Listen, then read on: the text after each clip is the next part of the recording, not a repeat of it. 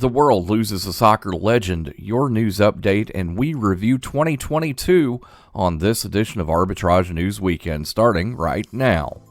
Hello and welcome to Arbitrage News Weekend for December 31st, 2022. I'm Joshua Stark. Happy New Year's Eve, y'all. Pele, the Brazilian king of soccer who won a record 3 World Cups and became one of the most commanding sports figures of the last century, died Thursday. He was 82. The standard bearer of the beautiful game had undergone treatment for colon cancer since 2021. The medical center where he had been hospitalized for the last month said he died of multiple organ failure as a result of the cancer. Pele changed everything. He transformed the football into art, entertainment.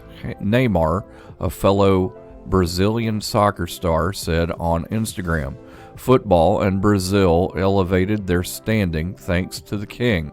He is gone, but his magic will endure. Pele is eternal."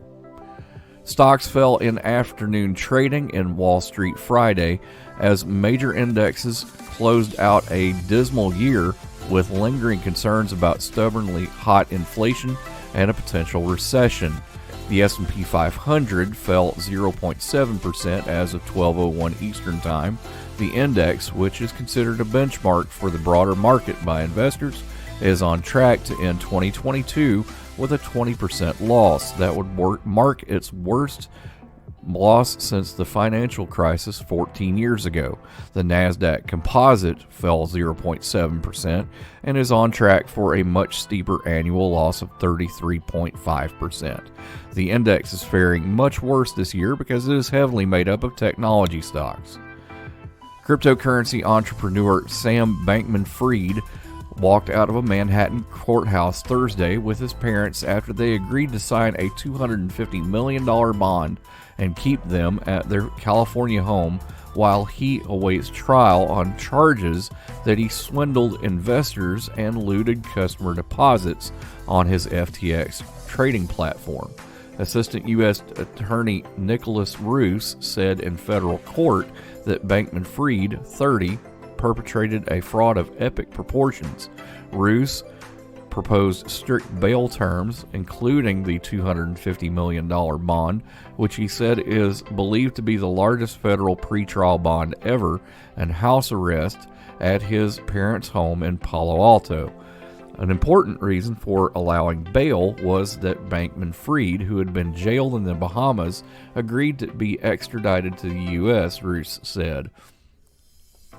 South Korea's military confirmed it test-fired a solid-fueled rocket Friday after its unannounced launch triggered brief public scare of a suspected UFO appearance or a North Korean missile launch. The Defense Ministry said in a statement that the rocket launch was part of its efforts to build a space-based surveillance capability and bolster its defense posture. It said it didn't notify the general public of the launch in advance because it involved sensitive military security issues. Twisty tendril of vapor in white to red ombre could be seen snaking behind a bright white light in parts of South Korea's sky Friday evening. South Korean social media and internet sites were abuzz with messages by citizens who said they saw a soaring object, rainbow-colored vapor trail. Best of 2022 right after this. I'm Smokey Bear, and I made an assistant to help you prevent wildfires. Dude, I've got this. I've been camping since I was 5 years old. But I am a camping influencer. You know what? I'll bet you $5. Assistant Smokey, what is the best way to put out a campfire? To put out a campfire, drown with water, stir, drown again. Then make sure the fire is out cold by feeling with the back of your hand. Wait, really? I'll take the $5. Learn more at SmokeyBear.com. Brought to you by the U.S. Forest Service, your state forester, and the Ad Council. Happy Thanksgiving from Arbitrage. Welcome to Arbitrage Extra. As you're sitting down to your Thanksgiving meal or going out to eat with friends or just staying at the house like me, always remember that someone had a hand in what you eat, what you wear, what you live in, what you drive. Someone had a hand in that. Paul Harvey had a lot to say about thankfulness and about the people who bring you the food that's on your table now. Paul Harvey Arendt, born in 1918, died in 2009, was an American radio broadcaster for ABC News Radio. He broadcast news and comment on mornings and middays, on weekdays, and at noon on Saturdays, and also his famous The Rest of the Story segments after that. From 1951 to 2008, his programs reached as many as 24 million people per week. Paul Harvey News was carried on 1,200 radio stations, on 400 American Forces network stations, and in 300 newspapers. How do I know Paul Harvey? Well, climbing into my dad's 1967 Ford F-100, powder blue, manual steering with 4 on the floor, I would eagerly climb into his truck to help him with his day, and we would listen to news and commentary. I want to take you back to that time, back in the 80s, when I would do that with my dad. Here's Paul Harvey with So God Made a Farmer on 600 WREC AM. CBS News.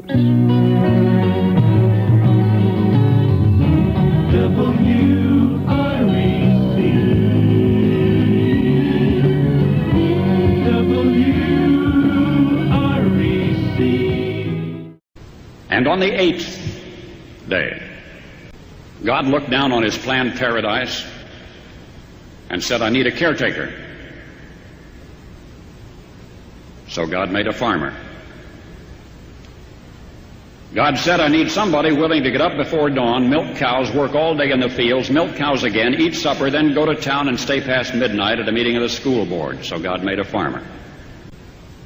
I need somebody with arms strong enough to wrestle a calf and yet gentle enough to deliver his own grandchild. Somebody to call hogs, tame cantankerous machinery, come home hungry, have to wait lunch until his wife's done feeding visiting ladies, then tell the ladies to be sure and come back real soon and mean it. So God made a farmer. God said, I need somebody willing to sit up all night with a newborn colt and watch it die, then dry his eyes and say, maybe next year.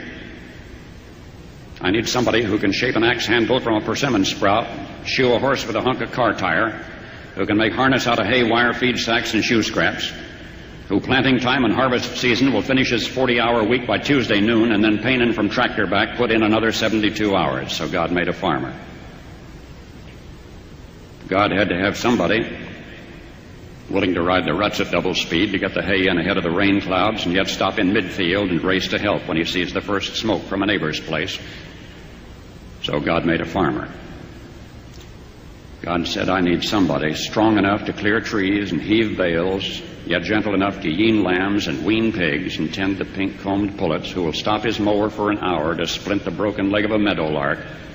It had to be somebody who'd plow deep and straight and not cut corners. Somebody to seed, weed, feed, breed, and rake and disc and plow and plant and tie the fleece and strain the milk and replenish the self-feeder and finish a hard week's work with a 5-mile drive to church.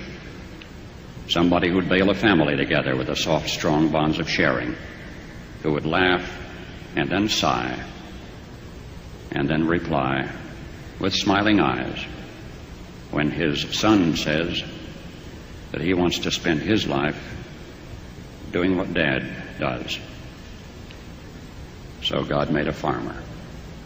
I'm sure you can tell, but I really enjoyed putting that together for Thanksgiving this year. Reminds me of my dad. I don't know if I mentioned this, but my family has been farmers from my dad to my granddad to my great-grandfather, and it just reminded me of who they were and what they had to go through to get some of the things to us that we needed. Maybe stuff that we take for granted sometimes. It's nice to understand where that comes from. Thanks for letting me share that with you. More after this. To protect her home and family in a disaster, Karen was willing to wade through water, mud, and insurance paperwork. Yeah, I can do this. You go, Karen! By simply understanding and updating what her insurance covers and doesn't cover now, she'll be better prepared no matter when disaster strikes. Learn other simple ways to protect your home and family before a natural disaster at ready.gov. That's ready.gov. A message from FEMA and the Ad Council. Every once in a while, Royce gets displaced. He's on a trip somewhere, or he's just under the weather, and I try to give him a break sometimes too. And this is one of those times with Ari Keenan, my blogging partner in crime. I am excited because I have my friends in studio this week. One of them, including our chief analytics officer and also my blogging partner in crime, Mrs. Ari Keenan. And she's with me right now. Hi, Ari. Hello, thanks for having me. Some of you probably remember me as Ari Walter, and I upgraded earlier this year to wife. So there you go. A different person now. So apparently, the UK is talking about a 4-day work week.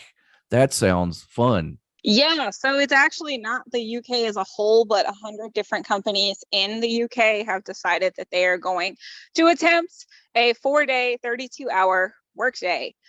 Obviously, there are some pros and there's going to be some cons to that. So I guess we'll see what happens there. Yeah. So they haven't been the only people who have done this, right? So kind of. There was a study done over the whole country of Sweden where they attempted to adjust hours such that their workers were in office less. I cannot do math quickly right now, but I want to say that on average it was like 6.5 hours in the office per day instead of the traditional 8. And that was still a 5-day work week too, by the way. Yes, it was still a 5-day work week. They were just cutting hours back to see, okay, is this going to increase morale? And I mean, it really didn't. And so that didn't work out too well? No.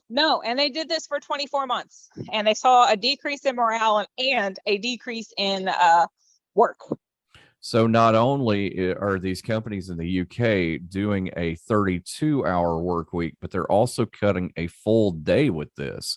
So it's a 4-day work week, which means, you get 3 days of a weekend. That doesn't sound bad to me. It depends on your situation. So circling back to other places that have done this, there have been other small companies in Europe who have attempted this. And for the most part, they saw success. But, you're talking about, less than 200 people that you're dealing with, all right, of which are salaried. Now you got to think about your hourly employees. They have to make up that time. You also have to think about the adjustments for childcare that people have to make and other activities that are planned that people typically do along with that extra day. So as much as it sounds great, without proper planning and understanding your employee's situation, it may not work out the way that we're thinking it will. Well, as all good things happen here, we kind of pioneered the 5-day, 40-hour work week. Something called the Labor Standards Act, the Fair Labor Standards Act, which established a 40-hour work week. And we'll see what happens at 32. I guess we'll be taking a look at this and see how it works out. And we'll talk more about it on the Arbitrage blog at arbitragetrade.com/blog, where you can read more from Miss Ari. Thanks for being with me. Of course. Ari, always great to have you with us. And I have a secret. I'm not going to tell it right now, but we're probably going to hear a lot more from Ari back after this. Sometimes I just cannot believe all the storms we've gone through here. I can only hope that we'll be able to leave this house to you one day, baby. You're our legacy. Planning for these disasters will make sure we're safe, and is the best way to protect that legacy. You know what? We should make an emergency communication plan. That way we're ready this year. At my dorm, we have emergency kits for earthquakes and wildfires, but I'm sure there's something more local I can send you with a link. Okay, smart.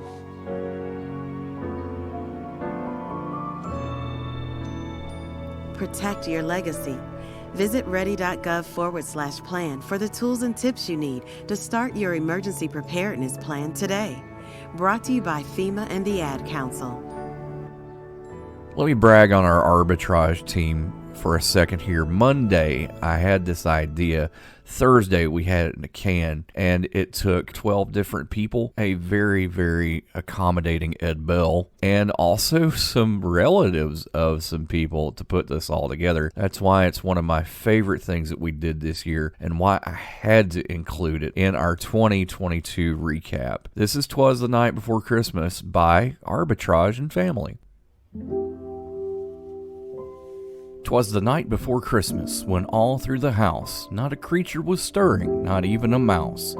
The stockings were hung by the chimney with care, in hopes that St. Nicholas soon would be there. The children were all nestled snug in their beds, while visions of sugar plums danced in their heads, and Mama in her kerchief and me in my cap had just settled down for a long winter's nap. When out on the lawn there arose such a clatter, I sprang from the bed to see what was the matter. Away to the window I flew like a flash, tore open the shutters and threw up the sash. The moon on the breast of the new-fallen snow gave the luster of midday to objects below, when what to my wondering eyes should appear but a miniature sleigh and 8 tiny reindeer. With a little old driver, so lively and quick, I knew in a moment it must be St. Nick. More rapid than eagles his coursers they came, and he whistled and shouted and called them by name. Now Dasher, now Dancer, now Prancer and Vixen, on Comet, on Cupid, on Donner and Blitzen, to the top of the porch, to the top of the wall. Now dash away, dash away, dash away all. As dry leaves that before the wild hurricane fly, when they meet with an obstacle, mount to the sky. So up on the housetop the coursers they flew, with the sleigh full of toys and St. Nicholas too. And then in a twinkling I heard on the roof the prancing and pawing of each little hoof.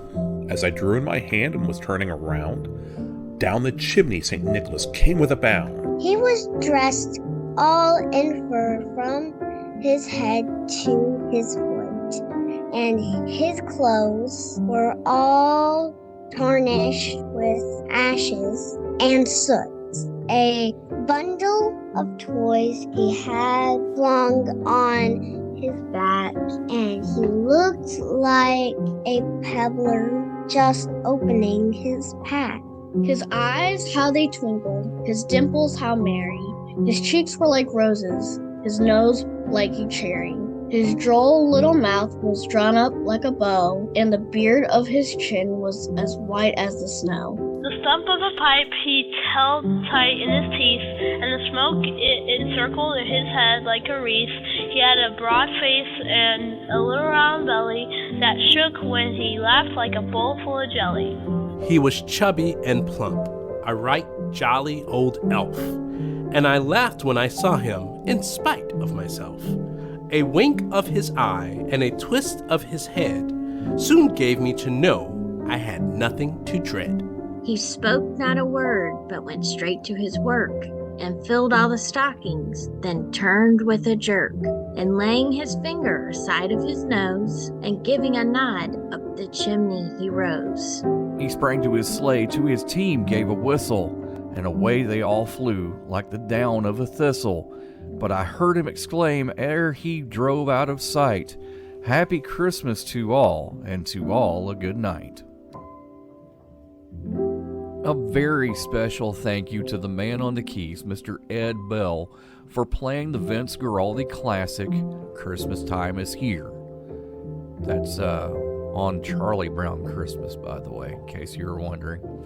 The poem, 'Twas the Night Before Christmas, was written by Clement Clark Moore, a biblical scholar and writer, in 1823. Originally, it was titled A Visit from St. Nicholas. Our poem tonight could not be possible without the huge help of these people appearing in order: Emerson Hollis, Callie Goldsby, Ari Keenan, David Grantham, Darius Hankins, Caroline the basketball Hollis, court open? Greg Wong, Because the Madeline players get and dribbling on Josephine it. Chandler, The dad joke. Corny, Wells Grantham, grown-worthy, Royce but also Wells, one of the simplest and ways to Becca share Chandler. a moment with your kids. From our What did family the to buffalo yours. say when he dropped Merry his son off Christmas. at school? Bye, son. So take a moment to make your kid laugh, because dad jokes rule. Make your kid laugh today. Go to fatherhood.gov. Brought to you by the U.S. Department of Health and Human Services and the Ad Council. So no secret here, I am not smart when it comes to finances and retirement. I know one man who is, Mr. Royce Wells. He comes in every once in a while, and he imparts this amazing wisdom onto me. So I picked this clip because it talks about retirement in a recession with Mr. Royce Wells. Here we go. Royce, we're a few years away from retirement. Can we say that? Yes. Hopefully, fewer and then more. Me closer than you, but Are you sure? Yeah, actually. Okay. Well, if you're sure. You're 3 years younger than me. This is true. That Kind of doesn't mean shocked. I want to work forever. Kind of shocking, actually. Hey, but it happens. Yeah, taking a look at retirement right now could be a scary thing because most of retirement plans, 401ks and things like that, they're based on what the stock market does. Yeah, about that. Yeah, about that. You buy stocks because you think that corporate profits will increase, and every so often, investors get optimistic, and that kind of gets wrapped up in your retirement plan sometimes, right? Yeah. So I'm going to tell you a fun fact. Okay. Right? 401k plans. How old do you think a 401k plan is? Right around 40, 45 years. So our generation is the first one that's going to actually have a 401k. Seriously? Yeah, seriously. Okay. So that means our parents did not have a 401k. Know that their parents before them have a 401k.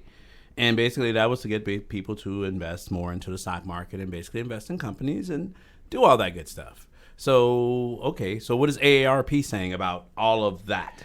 Well, what they're basically saying, and you can read more about this on arbitragetrade.com. Our blog has all this information, but we are not financial advisors, so we're turning to AARP to talk about this. First of all, they say that we are definitely in a bear market. By definition, it's a 20% decline from the recent market high. So taking a look at S&P 500 and that sort of thing, it looks like it entered the bear cave around June 13th. This year? Of this year. Oh, impressive. Of this year. And it looks like the NASDAQ, March 2022, the Dow Jones, joined the party around September 26th. Okay. Late to the party, but definitely fireworks. Got it. Well, I mean, there's been carnage, right? Definitely carnage. Netflix, for example, 68%. Online payment company PayPal down 70%. Moderna, which is a shocking thing considering what Moderna does, 72% down. Oh, wow. Right? So there's no one cause for a bear market, but they're saying, hey, it's not over yet, and that's the truth. Bear markets have a tendency to recover around 3.5 years, and this is not the worst bear market that we've had. Yeah. We had a bear market in 2008. We had a bear market in 2001. On and on and on and on. There have been other bear markets. Yeah, there have been other bear markets faster than that. Right. Like 2015 and 2016 and right before COVID-19. I mean, there's been tons of bear markets, but basically they snapped back and we were able to basically pull up out of them before they get really bad. Right. So basically what AARP is saying, that if you're planning on retiring within the next 15 years or so, which we're about 20 years away if you think about it. Yep. Keep socking money away in your retirement plan in the same proportions that you have been. Most, like I said, the average bear recovers in 3.5 years. So just hang in there. So you're hibernating. That's it. Sounds like a plan. That's it. More after this on Arbitrage News 2022 in review. What is dedication? My daughter is biological and my son is adopted. I love them both so much. From the morning when you wake up to putting them to bed at night and every moment in between. I think a parent's job is to protect our children, but also prepare them for the world so they become good, kind human beings. That's dedication. Find out more at fatherhood.gov. Brought to you by the U.S. Department of Health and Human Services and the Ad Council. In the modern era of recording and podcasting, it's hard to capture an error because it's easy to just stop the tape and roll it back and cut it out. Used to, you'd have to go into a studio and you had a reel-to-reel, and basically you would have to take the tape off the reel. You would have to stretch it across what we call a block, and you'd have to take a razor blade and literally cut the error out of what you were saying, or you would just have to redo the entire thing. As we record these things happen, mispronunciations, things like that.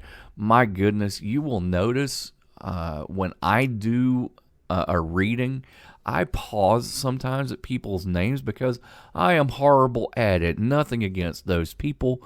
It is just ridiculously hard for me to pronounce people's names. I don't understand why. It's just something that happens. And a lot of things happen in the studio. Here's a recent news read that I did. Oh boy. Winter storm wreaks havoc. No, that's not the right second one at all. Josh, you didn't write it, so you need to write it right now. Winter storm wreaks havoc. Meta pays up on privacy, and your Monday pick. Arbitrage News Daily starts right now. Good morning. Here's your Arbitrage News Daily for Monday, December. Not the right date, Josh. Thank you. As people in western New York deal with massive... The deep freeze from a deadly winter storm that walloped much of the United States will continue into the week as people in western New York deal with massive snow drifts that snarled emergency vehicles and travelers across the country. What did I write there? The deep freeze from a deadly winter storm that walloped much of the United States will continue into the week as people in western New York deal with massive snow drifts that snarled emergency vehicles and travelers across the country. What? Facebook's corporate parent has agreed to pay $725 million to settle a lawsuit alleging the world's largest social media platform allowed millions of its users' personal information to be fed to Cambridge Analytica. The terms of this settlement reached by Meta Platforms, the holding platform. Terms of the settlement reached by Meta Platforms, the holding company for Facebook and Instagram, were disclosed in a court document. Court documents filed. Terms of the settlement reached by Meta Platforms were disclosed in court documents filed late Thursday. Your Monday pick provides e-commerce solutions to brand partners in the People's Republic of China. The company offers IT infrastructure setup and integration. Nope, that's too long. Have you checked out Arbitrage? You'll thank me, and so will your wallet. Go now, arbitragetrade.org. Seriously, why are you still here? Go on, get out of here. Come on. Hey, in all seriousness. Hey, seriously, thanks for listening to us throughout this year, and we hope that you have a nice and prosperous 2023. We'll see you Monday for Arbitrage News Daily. Have a great day. Arbitrage Trade Analytics, LLC, is a privately held market research company. Arbitrage Trade Analytics, LLC, is solely responsible for the preparation and distribution of the content of this podcast. The opinions offered in this podcast are for informational purposes only and are not intended to be investment advice. Seek a duly licensed professional for investment advice. For more information about the informational research and services offered by Arbitrage Trade Analytics, LLC, please visit arbitrage